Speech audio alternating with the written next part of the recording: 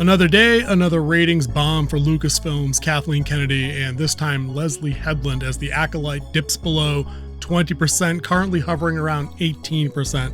I want to talk a little bit about this show. Stick around. So you guys are all familiar with the score here. The Acolyte episode 3 came out a day ago, yesterday, whatever, and did exactly what everybody expected it to do. It promptly fell flat on its face.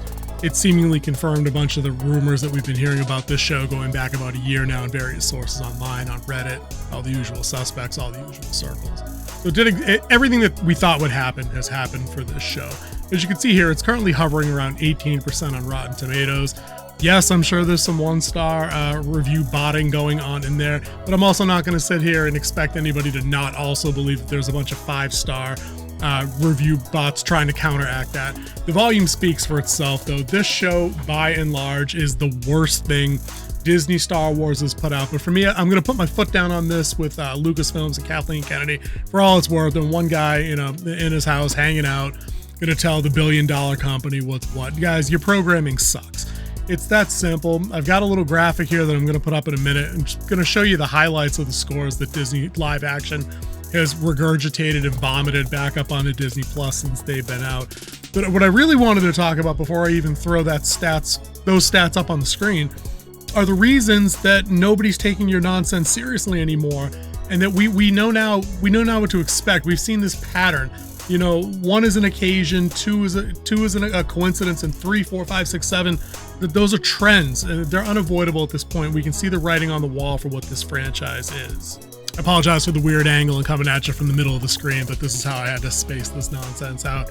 So I cut together and snippet it out, all the scores, the critic scores, the audience scores for all the Disney live action stuff. And I think it paints a fairly vivid picture here. They started off strong with The Mandalorian. It's an original work by Jon Favreau. It's original characters that takes place in a time period where we kind of know what's going on in universe, and we're kind of segueing into the sequel trilogy. It was interesting. It was away from the Skywalker saga. So everybody jumped on board with this. Baby Yoda, Grogu. It was a worldwide phenomenon, selling merch left, right, and sideways. As such, you have ratings where you have them. But then they hit a bump in the road with the Book of Boba Fett, and I think we can start to see why when you start doing a little bit of digging. When you jump into the IMDb on some of these shows, with things like Book of Boba Fett, Kenobi, Ahsoka, and then most recently with The Acolyte, the minute you start to hire less experienced people, you get a crappier return on investment. And that's not me being partisan or hating this person, that person, the other person. This is just facts. Take a look at the numbers here. We get a drop down to 52% with Book of Boba Fett. We get some of the dumbest things I've ever seen in Star Wars, but in light of recent events on The Acolyte, I'd probably be more likely to go back and watch Boba Fett dance around with the fire with the Tuskens. I kind of missed the Skittles crew with the speed racing, multicolored moped bikes in space. I kind of miss those guys. Jump over to Kenobi, 62%. Why? Because you get a little bit of a bump because you got Ewan McGregor coming back in a fan favorite role. But again, a lack of experience with the writing and with the storycraft lends itself to a show where we have Obi-Wan changing canon completely, leaving Tatooine and fucking off to chase little Leia around the galaxy to have an adventure with her, which bordered on creepy pedo at one point. Like, this is what happens. They rebound. They put a series like Andor, again, takes a place away from the Skywalker saga, puts it in the hands of professionals, gives it over to Tony Gilroy, who showruns all 8 episodes in season 1. And you get what you get, 86%. Boom, right back down to 51, Mando season 3. I think this is the exact moment in time where Jon Favreau thought to himself, hey, you know what? I put in my time here. I'm going to move on. They scrap Gina. I'm out. I'm just going to let this go where it may. He transitions most of the stuff over to Dave, who some people think is the next best thing to George. I don't buy the hype on Dave Filoni anymore, personally. And you're right back down to 51%, and you're getting crap like Lizzo in space. This is some of the garbage that you get when you put people that don't have the respect for the subject matter that they should, and you hire out to the B team. Flip it down to Ahsoka, same thing, 67%. Okay, 67%, I'd argue it's just like Kenobi to a degree. You've got a legit fan favorite character. People love Ahsoka from the Clone Wars. They love the actress playing the live action character, Rosario Dawson. But what happens when you break up who's writing, who's directing, who's producing these shows? You get a hodgepodge of episodes where some go absolutely nowhere, some aren't germane to the project, the main storyline, and this is what you get.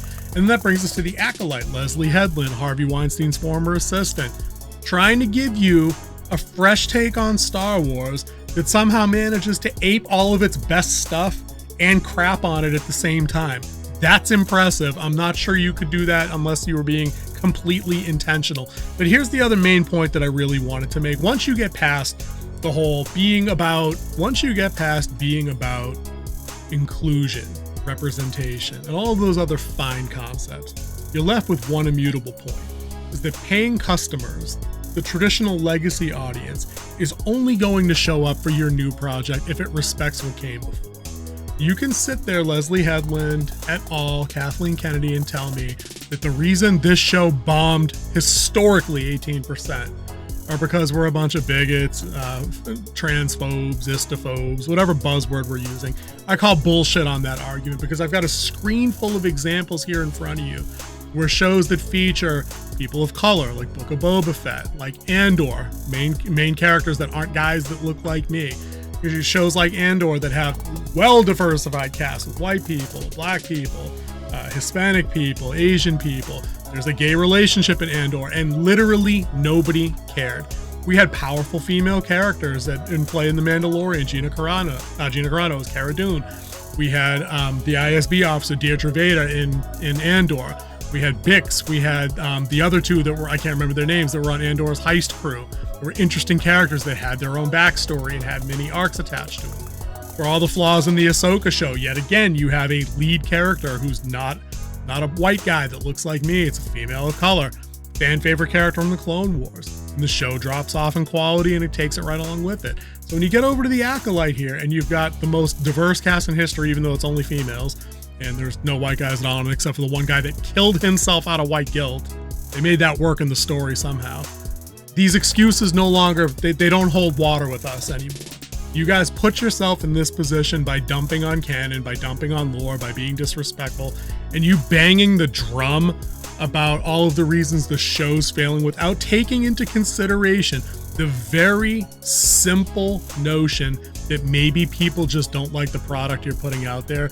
Not only makes you look short-sighted, it makes you look foolish and childish to a degree that we only come to accept from the most childish of people, literal toddlers that aren't able to take criticism and actually respond and have a meaningful dialogue or have some kind of critical discussion about where the franchise is, where it could go, and what we really need to do to get it back on track. But the buck stops with you guys. This isn't our fault that your guys' programming sucks. It's your fault. I'll see you guys in the next one.